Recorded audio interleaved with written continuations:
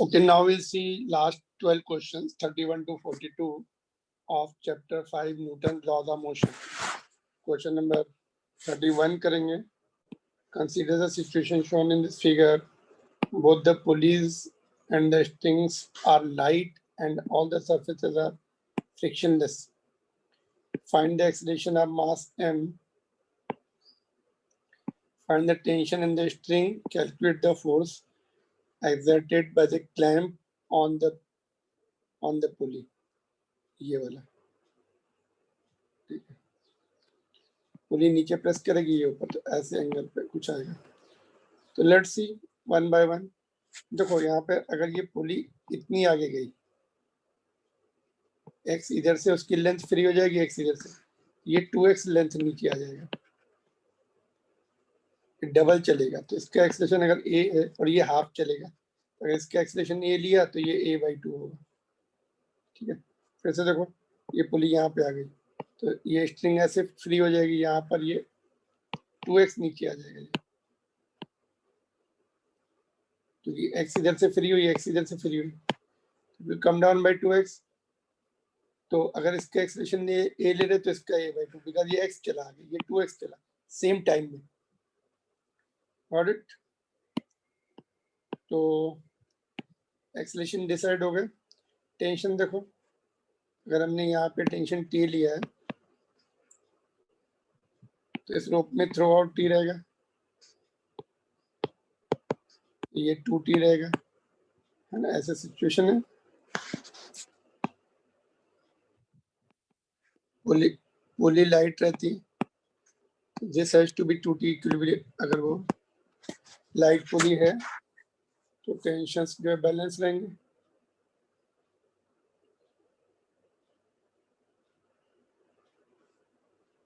तो बैलेंस रहेंगे.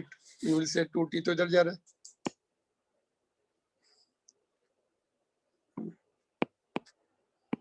अगर हम ये T डैश निकालना चाहें, चलो निकाल के देखते हैं.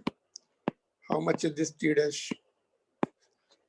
तो 2T माइनस T डैश इधर जा रहा है एक्सेलेरेशन, ये a/2 से आगे बढ़े, is equal to 0 mass into a/2. तो T dash is equal to 2T. तो इस तरह से पुली लाइट होने से ये सिचुएशन आती है. कभी भी ऐसी सिचुएशन है, इधर T इधर T, तो this has to be 2T dash, 2T होना चाहिए. टेंशन डिसाइड हो गया, एक्सेलेरेशन डिसाइड हो गया ना.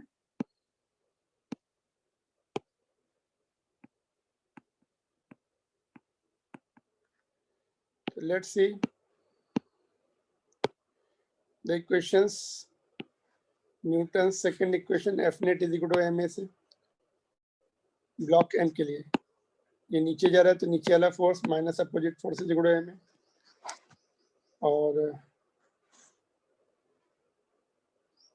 और फॉर 2m, ये m का था, 2m का क्या लिखेंगे. देखो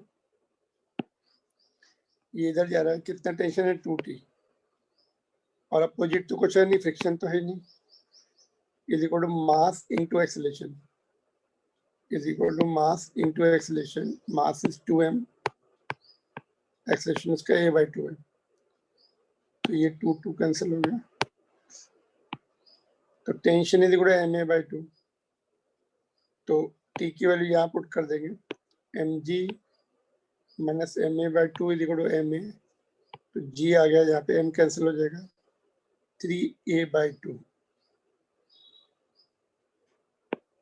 a will be cross multiply होकर 2 इधर आ जाएगा, 3 नीचे आ जाएगा, 2g/3. टेंशन इक्वेशन 2 में वैल्यू पुट कर देंगे एक्सेलेरेशन की, 2 कैंसिल हो गया, mg/3. नाउ क्लैम्प कितना फोर्स लगाएगा. देखो यहाँ पर देखो, पुली ऐसे लगा देंगे, यहाँ पे डायग्राम से समझो.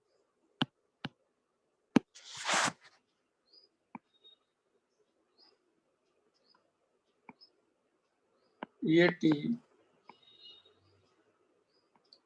ये टी, तो ये फोर्स आ गया T√2।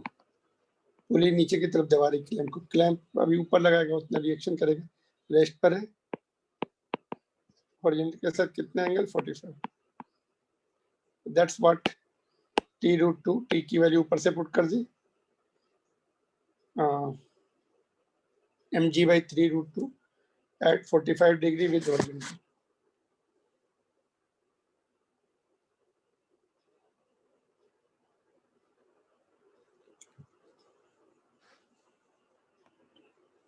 क्वेश्चन नंबर 32 देखेंगे। Find the acceleration of block M, ये ब्लॉक का acceleration. In the situation shown all the surface are frictionless, pulley and strings are light. तो हमने ये अज्यूम कर लिया कि ये नीचे जा रहा है। अगर अपना एक्सेलरेशन पॉजिटिव हो गया तो सही है, एक्सेलरेशन नेगेटिव आ गया तो ये ऊपर जा रहा होगा। तो वी डोंट नो समटाइम्स, तो इसलिए हम लोग एक डायरेक्शन अज्यूम कर लेते हैं। तो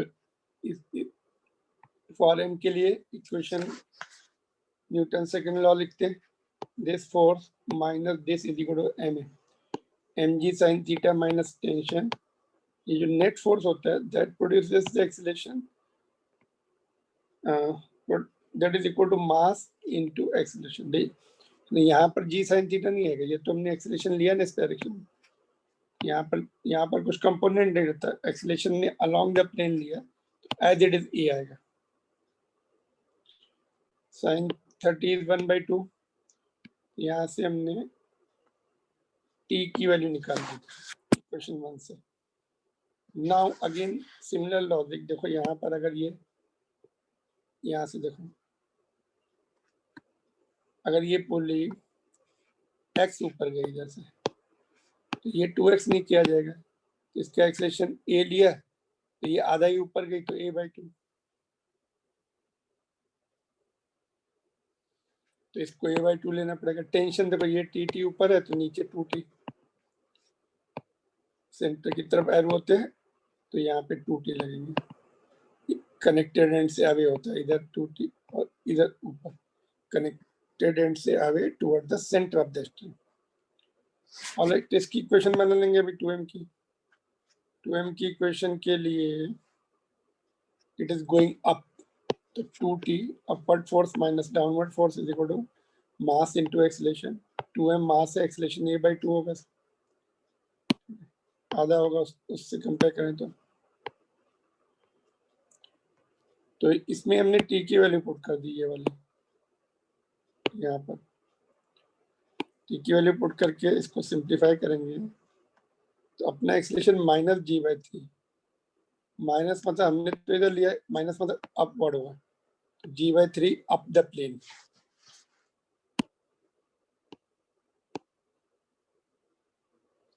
अगर कंसीडर डायरेक्शन पॉजिटिव आती है तो अपनी डायरेक्शन प्रॉपर है, in that direction itself they are moving. If our answer is coming negative, it means acceleration is opposite to the direction considered. हम लोगों ने सब ये डायरेक्शन कंसीडर के सारी इक्वेशन बनाई, इक्वेशन बिल्कुल सब जगह we have to be consistent. इधर हमने लिया ये a, तो ऊपर यहाँ इसका ऊपर लेना पड़ेगा। Any direction we can decide for the motion whence we are not clear कि किधर जा रहा होगा। 33rd देखेंगे,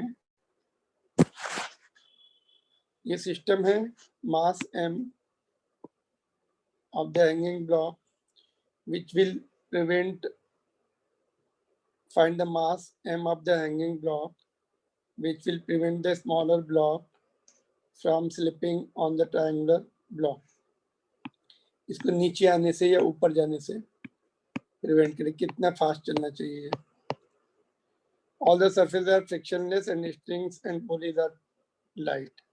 ठीक है, तो हमने सोच लिया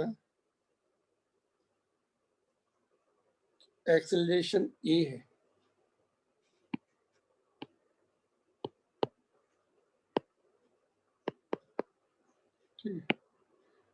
एम डैश की इक्वेशन लिखेंगे, तो M dash plus M total mass into acceleration. अच्छा, यहाँ पहले हम लोग पढ़ चुके हैं ना कि फॉर नो स्लिपिंग, पिछला क्वेश्चन था somewhere few question back, if you remember, you are today for that. For no slipping, acceleration of the system should be how much? G sin theta, G tan theta, I mean. Previous question है ये, we have to take that point. कैसे आया था ये, चलो बताते हैं.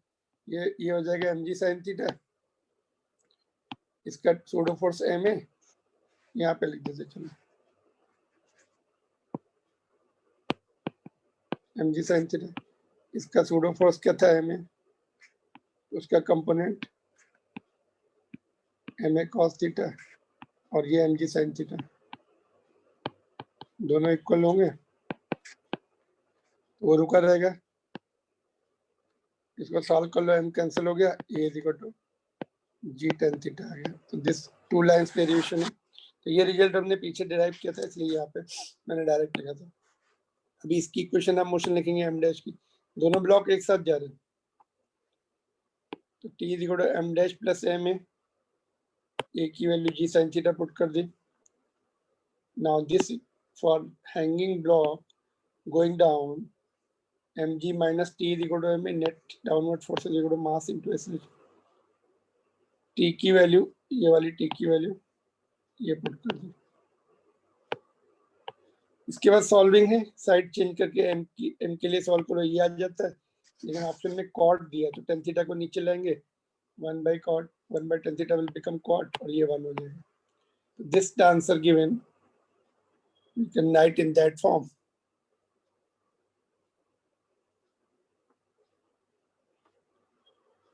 Question number 34 we'll do now. Find the acceleration of blocks A and B in the three situations shown in figure.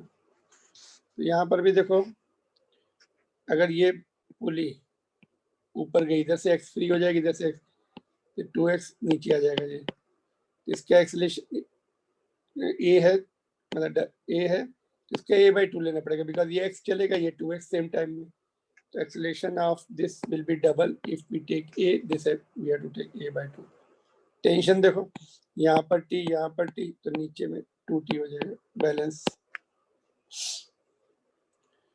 a की इक्वेशन बनाई, it is coming down 4g m into g minus tension is equal to mass into acceleration. Equation 1 बन गई. b की equation बनाई, b is going up, upward force is 2t on this, opposite gravitational force 5g m2g is equal to mass into acceleration, इसका acceleration a/2 है. This is the equation, and यहाँ से हमने t की value यहाँ पे put कर दी, तो we get this. Further simplified, यहाँ पे आएगा आपका 3g is equal to 21 a/2, a is equal to 2/7g, और बी वाला ब्लॉक है, इसका आधा एक्सेलेरेशन से चलेगा a/2 से, तो उसका 1/7g आएगा अपवर्ड. ऑलराइट, ऐसे ही बी के लिए देखो, ये बी डायग्राम के लिए, ये अगर x गया ऊपर पुली, तो ये 2x चली जाएगी इधर, इसका एक्सेलेरेशन a, इसका a/2, this will have the double acceleration. तो हमने, या फिर रिवर्स सेक्शन हो सकता है, ये नीचे आया, ये अगर x नीचे आएगा, ये 2x भागेगा इधर. सपोज यहाँ पे पुली थी, नीचे आ गई, तो ये x इधर से, x इधर से, ये 2x चलना पड़ेगा, 2x फ्री करना पड़ेगा इसको. तो इसका एक्सेलेरेशन a ले रहे हैं, ठीक है, यहाँ पे देखो. तो ब्लॉक a का टेंशन है हॉरिजॉन्टल में, और अपोजिट फोर्स कोई भी नहीं, t is equal to mass into acceleration, 2a आ जाएगा. एंड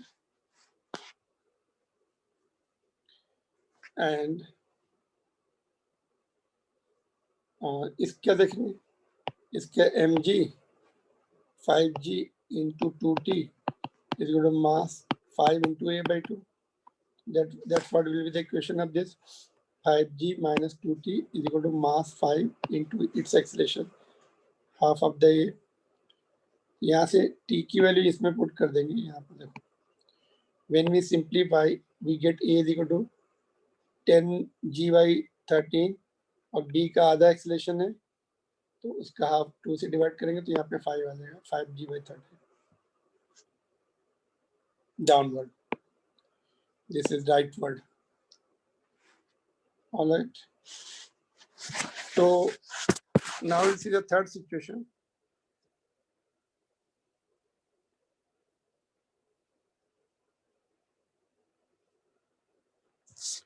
थर्ड सिचुएशन में फिर से वही लॉजिक, ये अगर पुली ऊपर x गई, इधर से x फ्री हो जाएगी, इधर से यहाँ से 2x नीचे आ जाएगी, तो a का एक्सेलेरेशन जो है अगर हमने a लिया तो इसका a/2 लेना पड़ेगा। इसमें अगर हमने टेंशन t लिया तो यहाँ पर 2t, तो जिसका एक्सेलेरेशन आधा होता है उसका टेंशन डबल होता है, जिसका सेक्शन है ना, क्लियर, तो ये याद रख सकते हैं। तो ब्लॉक ए की इक्वेशन 2 kg वाला है, 2g - t डाउनवर्ड आ रहा है एक्सेलेरेशन ए से, तो ये इक्वेशन बन गई t की वैल्यू। ब्लॉक बी, उसका टेंशन ऊपर जा रहा है, 2t टेंशन, 1 kg है तो 1g × 1 × a/2, यहाँ से हमें t की वैल्यू पुट कर दी, सॉल्व किया, a/2 आ गया, नहीं राइट साइड में a/2 है, इसको और सॉल्व करेंगे तो a की वैल्यू सिंप्लीफाई करने से 2g/3 and second block will move with the half of this acceleration. That's half of this will be 1/3 of g. 2 से डिवाइड हो जाएंगे तो 2 कैंसिल हो जाएगा। तो this is the answer of this question number 34। 35 पे चलते हैं। ये सिस्टम है 3 ब्लॉक का, तो सपोज हमने इसको माना ये एक्सेलेरेशन ए से जा रहा है, तो ये भी अभी इसमें डायरेक्ट कनेक्शंस हैं, कहीं पे रोप डबल नहीं हो रही। जब रोप रूट होकर डबल होती है तो वहाँ पे एक्सेलेरेशन आधा और टेंशन डबल, पर यहाँ पे सिंगल ही कनेक्टेड है। तो लेट अस सी, अगर ये एक्सेलेरेशन ए से नीचे जाएगा तो ये इधर आएगा, ये ऊपर जाएगा। और इसकी इक्वेशन में थोड़ा ध्यान रखना पड़ेगा, इसमें एक फोर्स एक्स्ट्रा आ जाता है, टोटल 3 फोर्सेस, इसमें टोटल 2 रहेंगे, इसमें भी 2 रहेंगे वर्टिकल एंगल में। इंक्लाइंड में in this case particularly because both side tensions are there, तो one of the force of tension will be extra, that's all, otherwise same situation. तो एक्सेलेरेशन में भी कुछ चेंजेस नहीं है। ए ब्लॉक के लिए हमने इसको नीचे एक्सेलेरेशन दिखाया है, ठीक है, तो इसको let me make some darker.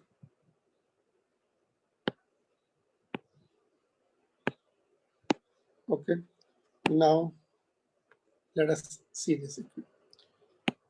ए के लिए इक्वेशन लिखी, नीचे mg 0.5 500 ग्राम है तो 0.5 kg माइनस अपोजिट टी, यहाँ पे T1 लिया,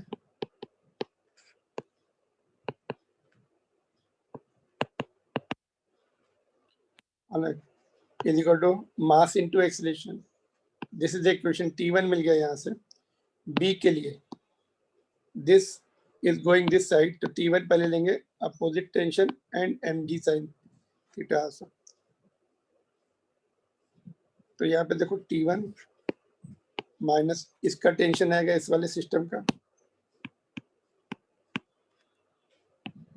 T2, और इसका mg साइन थीटा कंपोनेंट भी रहेगा, m 0.1 है, g साइन 30 है, ये कंपोनेंट भी माइनस होगा, तो यहाँ पे ये एक्स्ट्रा आ गया, is equal to mass into acceleration, ठीक है, तो मास इनटू एक्सेलरेशन लिख दिया। इक्वेशन थोड़ा सिंप्लीफाई की और ये इक्वेशन 2 आ गई, ये T1 के टर्म में, ये T2 इसमें। C के लिए लिखेंगे, C is going up, upward force minus mg, T2 minus mass into g is equal to mass into acceleration, T2 निकाल दिया। तो ये T1 की वैल्यू पहले ही रख दी थी हमने, अभी T2 की वैल्यू उसमें इक्वेशन 2 में पुट कर देंगे। तो 0.45g, T2 की वैल्यू यहाँ से पुट कर दिया as it is equal to 0.68 और इसको सॉल्व करेंगे तो a आ जाएगा, a कम्स 8/13, यही आंसर है।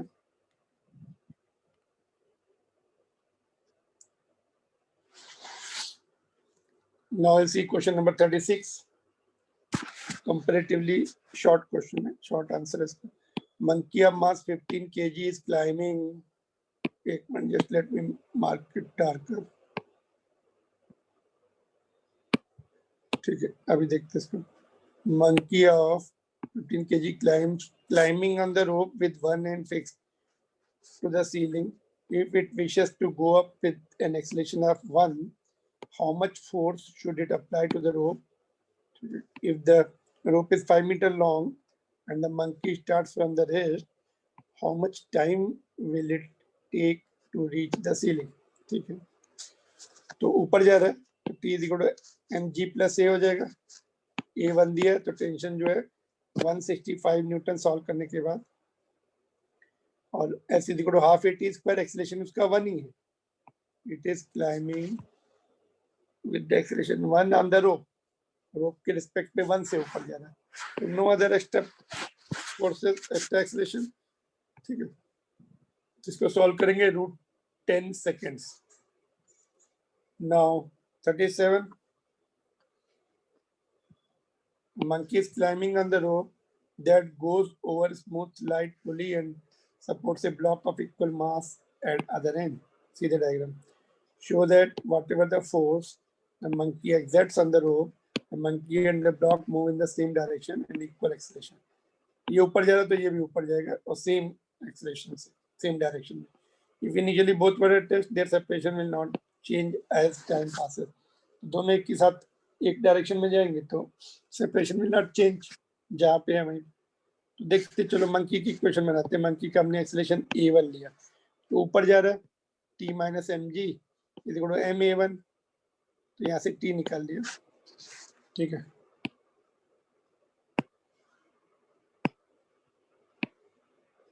just let me make it darker.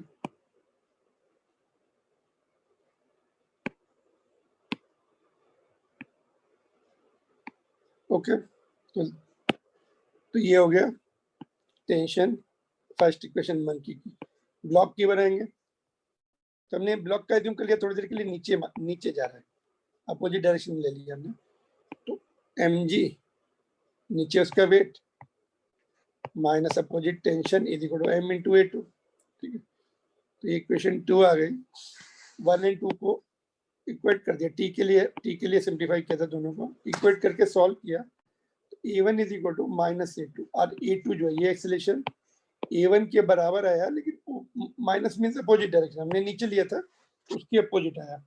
It means a2 is in opposite direction and that is upward and equal to a1, मतलब ये ऊपर जा रहा है तो उसी एक्सेलरेशन से ये भी ऊपर जा रहा है और separation will not change. Always he can see his face in the mirror whether he goes up or comes down. All right, let's see this question now. The monkey B shown in figure is holding onto the tail of the monkey A. ये B इसकी पूंछ पकड़ के लटका हुआ है, which is climbing up a rope, ये ऊपर जा रहा है। The masses of the monkeys A and B are 5 and 2 respectively. If A can tolerate a tension 30 Newton in its tail, ये 30 न्यूटन तक टॉलरेट कर सकता है टेल में, पूंछ में अपनी। What force should it apply on the rope in order to carry the monkey B with it? G10.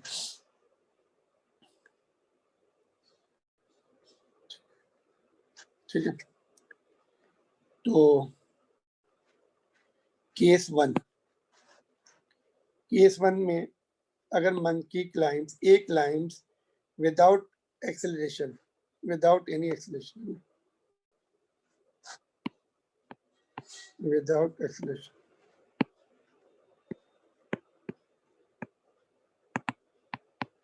okay, again let me make some darker.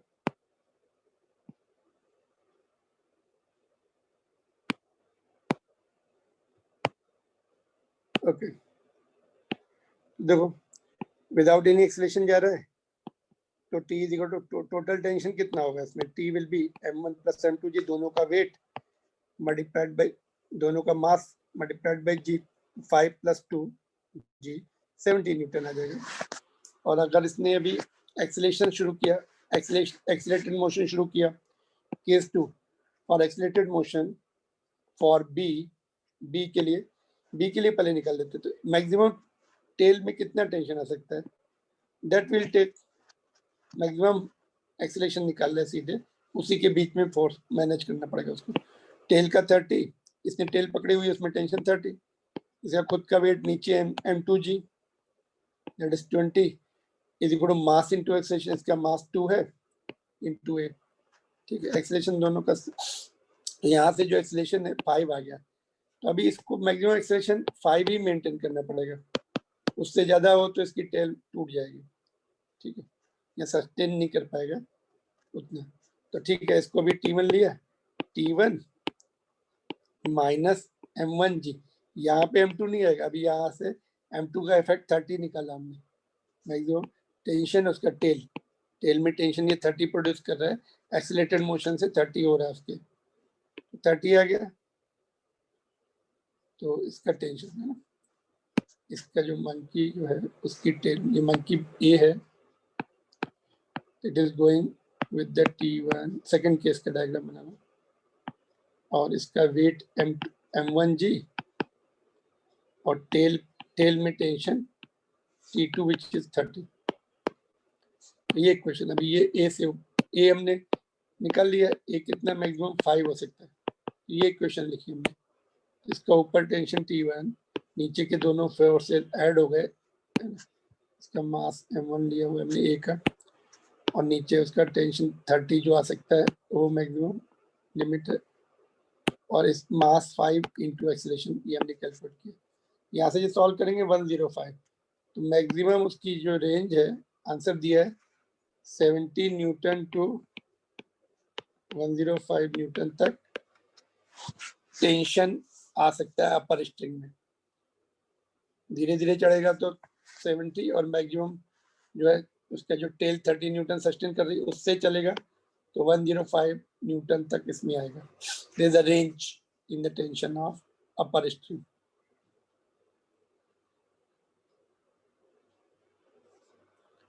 Thirty nine देखेंगे कि ये एक सिस्टम में एक बॉक्स है, उसके अंदर आदमी है, और ये पकड़ के ऐसे ये रोप ऊपर से यहाँ तक बॉक्स में कनेक्टेड है, पकड़ के खड़ा हुआ है, तो फोर्सेस बैलेंस होंगे, तो ये वेइंग मशीन है बीच में, उसके ऊपर खड़ा है, तो वेइंग मशीन कितना दिखाएगी जब ये सिस्टम रेस्ट पर है। तो लेट अस सी, पहले मैन का इक्विलिब्रियम देखते हैं, मैन के ऊपर कौन कौन से फोर्सेस लगेंगे, उसका वेट ग्रेविटी का नीचे लगेगा, और ये जो टेंशन पकड़ के खड़ा है रोप को उसका टेंशन, और नीचे जो सरफेस पे खड़ा है उसका नॉर्मल रिएक्शन n आएगा। वेइंग मशीन के ऊपर खड़ा है n, तो वही वेइंग मशीन की रीडिंग भी होगी, जितने फोर्स से प्रेस करेगा उतनी रीडिंग आएगी, फुल फोर्स से नहीं कर पाएगा बिकॉज ये टेंशन है ना, तो टेंशन की वजह से इसका एक टेंशन वाला जो फोर्स है उसके वेट को एक्चुअल वेट से कम दिखाएगा, बिकॉज टेंशन नहीं अदर ये टेंशन नहीं होता तो ये दोनों वेट नॉर्मलाइजेशन बैलेंस हो जाते, और जितना एक्चुअल वेट होता है उतना ही मशीन में दिखाता है, but tension is will tend to decrease. तो लेट अस सी, इक्वेशन बनाई हमने, downward force minus upward force is equal to 0, right side में a 0 है, नो एक्सेलरेशन इन्वॉल्व, तो ये इक्वेशन आ गई, m1g is equal to n plus t, n is the reaction of weighing machine।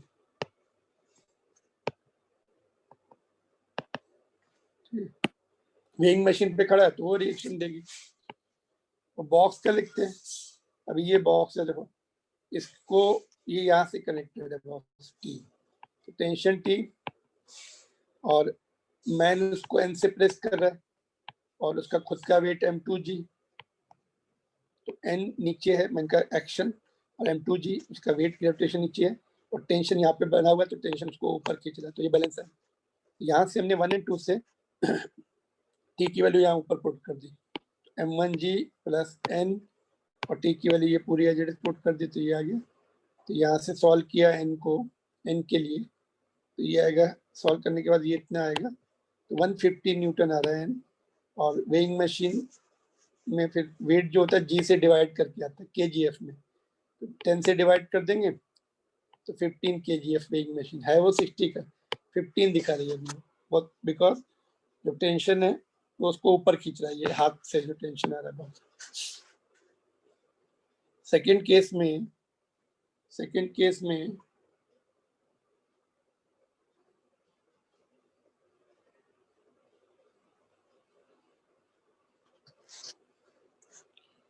अभी क्या बोल रहे हैं कि अभी वेइंग मशीन ने अपना उसका एक्चुअल वेट दिखाए, एक्चुअल वेट दिखाने के लिए उसको ऊपर एक्सीलरेट करना पड़ेगा। सेकंड केस में देखो, एन डैश वेइंग मशीन का जो रिएक्शन है 600 न्यूटन है, अभी का इसका 60 है ना, तो उसमें जी से मल्टीप्लाई करेंगे, 600 न्यूटन दिखाए वो ट्रू वेट, ठीक है, ऐसा ही सिस्टम में लिया हमने। तो उसके लिए ऊपर एक्सीलरेट करना पड़ेगा, तो ऊपर कौन कौन से फोर्सेस है, अभी टेंशन एक्स्ट्रा लगाना पड़ेगा टी डैश, उसका वेट नीचे m1g, और वेट में तो कोई चेंज नहीं होगा, m1g, एंड नॉर्मल रिएक्शन जो है एक्स्ट्रा हो जाएगी अभी उसके वेट के बराबर n1g, तो वो भी ऊपर आएगी, वेइंग मशीन की नॉर्मल रिएक्शन ऊपर पुश कर रहा है, टेंशन भी ऊपर है, तो T dash plus N dash minus m1g is equal to m1 है, तो टी डैश हमें अननोन है, n1 N dash is known 600, यहाँ पर उसका वेट भी 600, मास इनटू एक्सीलरेशन, तो टी डैश टेंशन उसको 60 ए के बराबर लगाना पड़ेगा, ए अभी अननोन है, ए याद दूसरी इक्वेशन से आएगा। अभी ये बॉक्स की इक्वेशन बनाते हैं, बॉक्स का उसका वेट m2g, और मैन उसको जो पुश कर रहा है नीचे n1 से, एक्शन है मैन का, और ये टी डैश है, तो इसको ऊपर जा रहा है, तो टी डैश ऊपर वाला फोर्स पहले, टी डैश माइनस दोनों फोर्स नीचे वाले added up is equal to mass into acceleration, तो टी डैश यहाँ से सीधे वैल्यू पुट कर दीजिए 60 ए, एन डैश की 600, m2g, m2 इज 30, जी से मल्टीप्लाई हुआ 300 और 30 है, यहाँ से एक्सीलरेशन आ गया 30, तो ये वैल्यू इधर पुट कर दी 1 में, ए की वैल्यू 30, तो 60 into a, 60 into 30, that is 1800 Newton is the right answer for this. 1800 हो गया सेकंड पार्ट में, 1800 न्यूटन अगर टेंशन लगा सकता है वो, तो उसका वेट एक्चुअल दिखाएगा, वो सिस्टम ऊपर भी जाएगा, वेट भी उसका जितना है उतना दिखाएगा, true weight will be indicated. Alright, तो ये देखते क्वेश्चन। अब ब्लॉक ए, ये वाला, can slide on the frictionless incline of angle theta and length L kept inside the elevator going up with the uniform velocity v, uniform velocity v से ऊपर जा रहे हैं, find the time taken by the block to slide down the length of the elevator if it is released from the top of the incline, यहाँ से तभी uniform speed है, no pseudo force, no extra force, जितना gravity का है उतना ही लगेगा, जी इंक्लाइन प्लेन पे ग्रेविटी का जी साइन थीटा लगता है, ऐसे लिखो तो half G half A T square, तो G sine theta T square, यहाँ से T will be under root of 12 G sine theta, तो इसमें सूडो फोर्स का रोल नहीं है, अभी एक्सीलरेटेड मोशन होता तो हमें इसका जो है अपोजिट डायरेक्शन में कंसीडर करना पड़ता, सूडो फोर्स उसका कंपोनेंट लेना पड़ता। क्वेश्चन नंबर 41 देखेंगे। Car is speeding up on the horizontal road with the acceleration A. Consider the following situation in car. Ball is suspended from the ceiling through the string and maintaining a constant angle with the vertical. Suppose theta इधर ये accelerate हो रही, तो यहाँ पे आके equilibrium में आएगा, बिकॉज ये सूडो फोर्स, ये दोनों का नेट फोर्स जो है स्प्रिंग का टेंशन बैलेंस करके कहीं ना कहीं पे इक्विलिब्रियम आएगी, ठीक है। तो फाइंड दिस एंगल, तो हमने थीटा एज्यूम किया, एक्सीलरेशन नहीं है, तो यहाँ पर एम ए, सूडो फोर्स को नीचे शिफ्ट कर दिया हमने, यहाँ पर एम ए, तो tan theta is opposite upon vertical opposite upon adjacent, यहाँ पर adjacent vertical adjacent, M A upon M G, M जब कैंसिल हो गया एम, तो theta is equal to tan inverse A by G.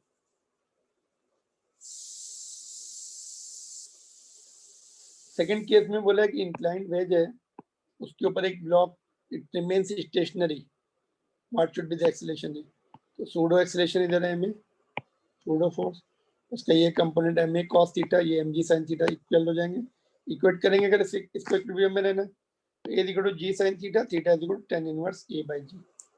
पहले भी ये रिलेशन आ चुका है।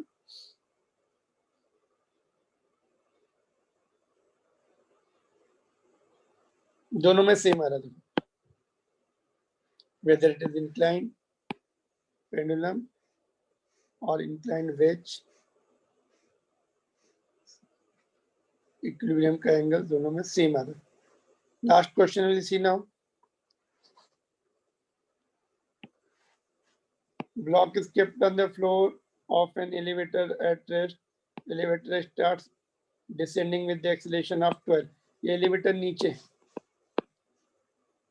12 से नीचे आने लगा, और ये ब्लॉक रेस्ट पर था, रखा हुआ था, अटैच नहीं था। It goes down with the faster than the free fall, तो ब्लॉक तो अपने हिसाब से 10 से गिरेगा फ्री फॉल से, बिकॉज ये पावर्ड है, मशीन लगी हुई है इसमें, मोटर लगी हुई, it can be brought down with the more acceleration than the free fall acceleration. तो ब्लॉक डिटैच हो जाएगा, फ्री फॉल करेगा, तो बोला है कि 0.2 सेकंड में कितना नीचे आएगा, तो ऐसे देखो half A will be taken G, और सॉल्व करेंगे इसको एस के लिए, 0.2 metre, that's 20 centimetre. That's the answer. That much. We'll continue with the next chapter, next lecture. Thank you very much.